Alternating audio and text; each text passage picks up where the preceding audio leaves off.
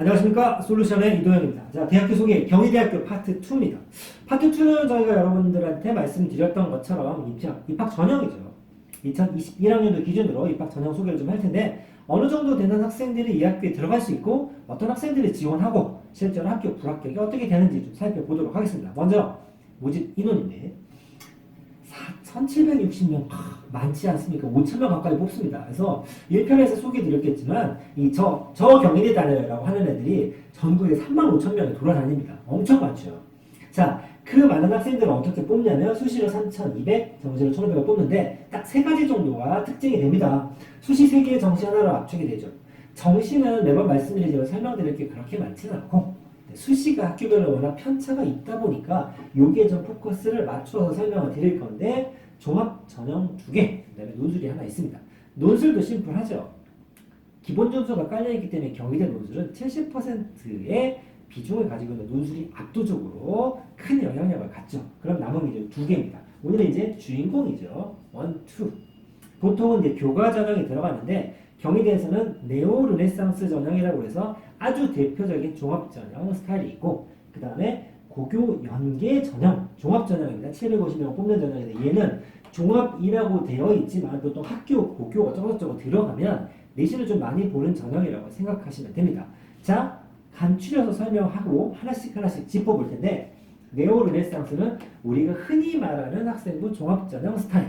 두 번째 고교 연계 전형은 교과를 좀 많이 보는 30% 정도의 성적을 합산하는 종합전형, 내신, 종합이 합치되어 있는 형태다 정도 생각하시면 될 것 같습니다. 자, 그럼 이 각각의 전형을 살피기 전에 이 자료를 좀 볼 텐데 이건 뭐냐면 작년 대학 알림이 기준으로 이 경희대 정도를 쓴다고 하면 위아래로 한 3개 정도를 긁어서 일반고 비율을 좀 뽑아봤습니다. 자, 성대, 한양대가 한 53%, 40% 되죠. 중앙대 58, 경희대 61, 외대 61 비슷하죠. 11등 70%까지 갑니다. 자, 일반고 비율을 왜 써놨냐면 이 나머지 비율이 바로 특목고입니다. 물론 해외에 어쩌고저쩌고 있긴 합니다만 특목고 학생들도 상당히 53%면 굉장히 많은 일반고를 안 다니는 특이한 학교로 다니는 학생들이 이 학교 지원을 해서 실제로 합격한다. 이 말이 되겠죠. 자, 그럼 경희대, 오늘 주인공은 경희대 61.4%입니다.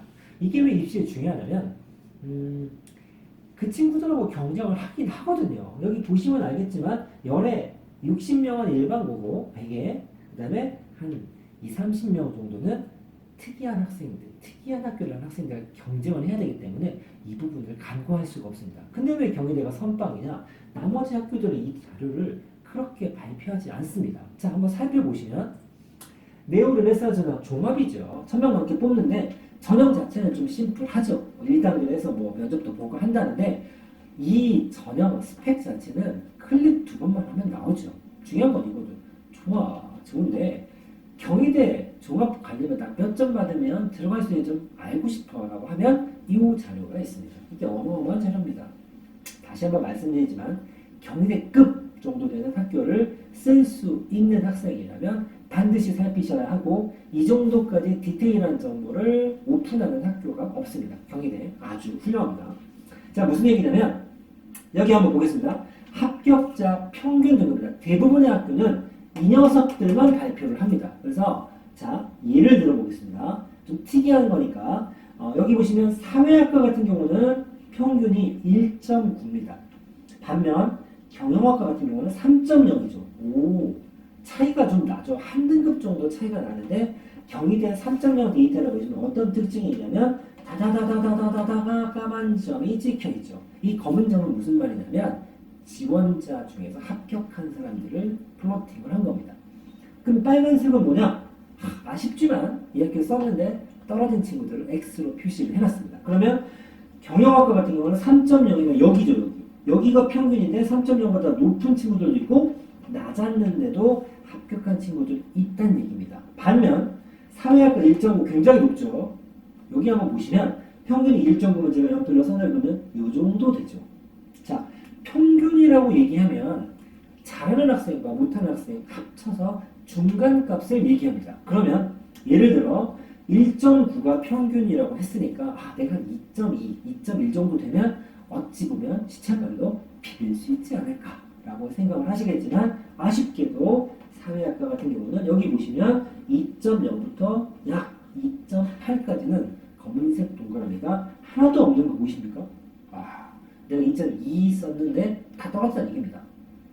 자, 그러면 이 이후에도 검은색이 간헐적으로 있죠. 자, 극단적으로 사회학과랑 경영학과를 제가 설명을 해드렸습니다만 잘 보시면 자율전공학과도 2.72 평균인데 희한하게 2.7 부분에 빨간색 밴드가 보입니다.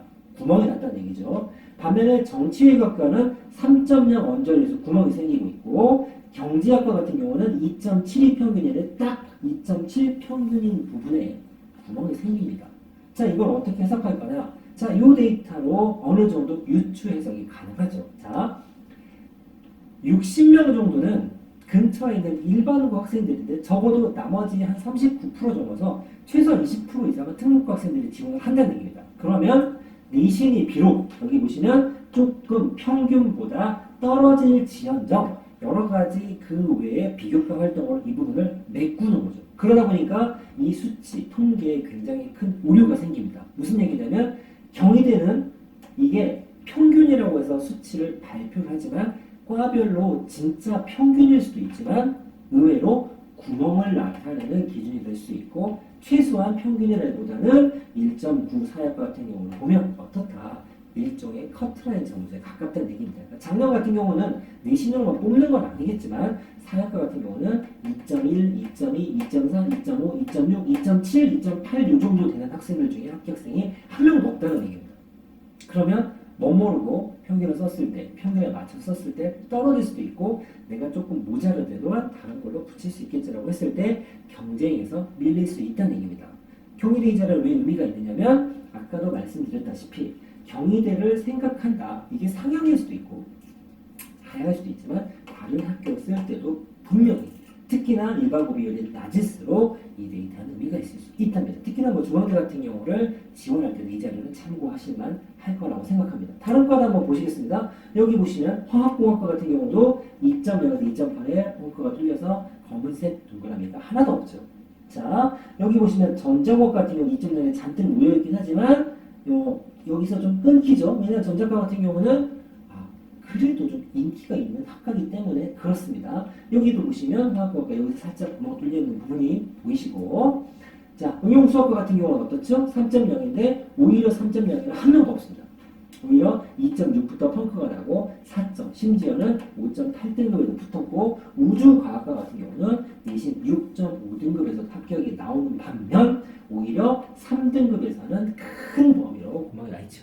그러니까 이 자료를 잘 살펴보시면 굉장히 큰 도움이 되실 겁니다. 그러면 혹시나 네오 르네상스 전형만 그러냐? 다음 전형도 한번 살펴볼 건데 교과를 한번 보겠습니다. 교과는 이제 다른 건 다 필요 없고 파란색만 딱 집중하시면 됩니다. 뭐냐면 종합 교과가 합쳐져 있는 거죠. 순수 내신 전형이 없기 때문에 서류와 교과를 같이 보겠다는 얘기입니다. 그러니까 종합 전형인데 내신의 영향력이 굉장히 큰 전형이다라는 겁니다. 자, 그러면 얘는 데이터가 어떻게 나오는지 한번 살펴보도록 하겠습니다. 이게 바로 보시면 학생부 종합 전형의 고교 연계 전형입니다. 자, 좀 확대를 해서 보시면 자, 여기 보시겠습니다. 국문과 아까랑 데이터 모양이 좀 다르죠? 내신이 좀 들어가다 보니까 네오 르네상스는 어땠죠? 다 그런 건 아니지만 중간중간에 검은색 그룹이 분리가 되어 있는 즉 빨간색 밴드가 있는 과들이 꽤 있었습니다만 여기서는 어떻게 되냐면 두두두두 보시죠. 일단 앞에서 빵꾸나는 거의 없고 순차적으로 선착순으로 학생들을 뽑다 보니 2.0에서 딱 끊기고 그들은 전부 빨간색. 아주 특이하게 영문과 같은 경우는 있긴 합니다만 대부분의 학과에서 한두 명을 제외하고는 이 검은색 점들이 군집을 이루면서 모여있죠. 그만큼 특별한 스텝으로 내신이 부족한 부분을 서류로 뭔가 뒤집기는 어려운 전형이다. 상당히 종합이라는 이름을 달고 있긴 하지만 교과에 큰 영향력이 이제 좌지우지되는 그런 전형이라고 볼 수 있습니다. 몇 개 좀 내려보면 비슷하죠. 특히나 이제 정예, 행정 쭉 보면 다다다다다 딱 여기 보시면 경제학과 같은 경우 내신 1.5라고 했는데 평균이 1.5니까 여기가 1.5쯤 되겠죠. 2.0 떨어졌고 2.0 밑으로는 합격생이 없다 이런 겁니다. 그러니까 경희대는 이제 약간 종합이긴 하지만 이것도 교과 형태를 좀 띈다라고 보시는 게 맞을 것 같습니다. 밑에도 다 마찬가지죠. 대부분 다 모여있는 전형입니다. 자, 그리고 여기 보시겠습니다. 논술 전형도 한번 보겠습니다. 논술은 다들 아시다시피 논술 잘 보면 붙는 거죠. 근데 경희대는 다른 학교에 비해서 특히나 물론 수능 체제가 있긴 합니다만 교과 비중이 15%밖에 되지 않습니다. 나머지 15%는 뭘로 채우느냐? 비교과죠. 종합에서의 비교과는 스펙이지만 최저에서의 비교과, 논술에서의 비교과는 기본 점수인 출결과 봉사입니다. 다시 말해 100점 중에 15점 기본 점수, 15점 내신, 그 다음에 논술이 70%죠. 그럼 무슨 현상이 벌어지냐면 내신이 좀 안 좋더라도 논술을 잘 본 학생들이 합격할 경우의 수가 생긴다는 얘기죠. 자, 아까 그 자료 한번 보시겠습니다. 이번에 논술을 보여드릴 텐데 보시면 자 논술 우수자 전형이죠. 이건 어떤 특징이 있는지 보이십니까? 자, 앞에가 빵꾸가 나는 경우도 있습니다. 무슨 얘기냐면 국문과 같은 경우는 1.5의 내신을 받은 친구들도 논술을 못 보면 떨어진 친구가 있다는 얘기죠. 반면에 응용 영어 통일 번역학과는 내신이 6등급인데도 불구하고 논술을 완빵 잘 봐서 합격했고 오히려 6.2가 붙는 반면 1.8이나 1.9 학생들도 떨어지는 경우가 생겼다는 얘기입니다. 그럼 당연히 우리 쪽 끝에 있는 이 친구는 진짜 학교 잘 간 거죠. 6.5 갖고 경희대 갔으면 진짜 대박이죠. 다른 논술을 얼마나 잘 썼는지 모르겠습니다. 논술을 끝발나게 잘 썼나 봅니다. 이건 좀 TET기한 지금 갭이 나와 있고 쭉 내려보시면 자연 경우에는 중간 펑크가 나 있고 무역학과 같은 경우도 보시면 한 5점대 학생이 합격하기도 했죠. 왜 이런 데이터가 나온다? 내신 반영 비율이 있기는 하지만 15%밖에 되지 않고 논술을 잘 쓰면 되고 거기다가 최저도 있죠. 그러니까 이 앞에 있는 친구들은 논술을 못 썼다기보다는 수능 최저를 못 맞춰서 1점대 내신으로도 논술 시험을 불합격, 논술에서 불합격했을 수 있다라는 게 제 생각입니다. 그래서 이 데이터 이렇게까지 자꾸 얘기하지만 경희대만큼 착하게 이렇게 발표한 학교가 없습니다. 물론 굳이 언급을 하지 않은 경기대도 비슷한 발표를 합니다만 일반고 특목고 비율이 다르기 때문에 같은 재료지만 해석하는 방법은 좀 다르죠. 자, 다시 와서 마무리로 정시 전형을 한번 살펴보도록 하겠습니다. 뭐 논술 시험은 다들 아시다시피 인물 글쓰기, 자연계는 문제풀이 정도 되죠. 자, 반영 비율을 보시면 뭐 인문계는 탐구보다는 국어가 중요하다. 다시 자연계 같은 경우는 자연계는 과탐도 꽤나 영향력이 있다라는 건데 이 경희대 정시에서는 요거 좀 살펴보시고 넘어가겠습니다. 한국사가 3등급, 문과는 3등급, 이과는 4등급이 만점인데 영어를 좀 보셔야 됩니다. 1등급에서 2등급 내려갈 때 8점, 100점 만점으로 4점 정도가 까이죠. 그래도 4점을 깠다. 더 작게, 더 갭이 작게 이렇게 점수를 까는 학교도 굉장히 많지만 4점 정도를 까고 시작했습니다만 그 다음에 더 중요합니다. 여기서부터는 팍팍 떨어지는 거 보이십니까? 그래서 경희대 같은 경우는 정시에서 영어 반영 비율이 상대적으로 좀 높은 학교에 가깝습니다.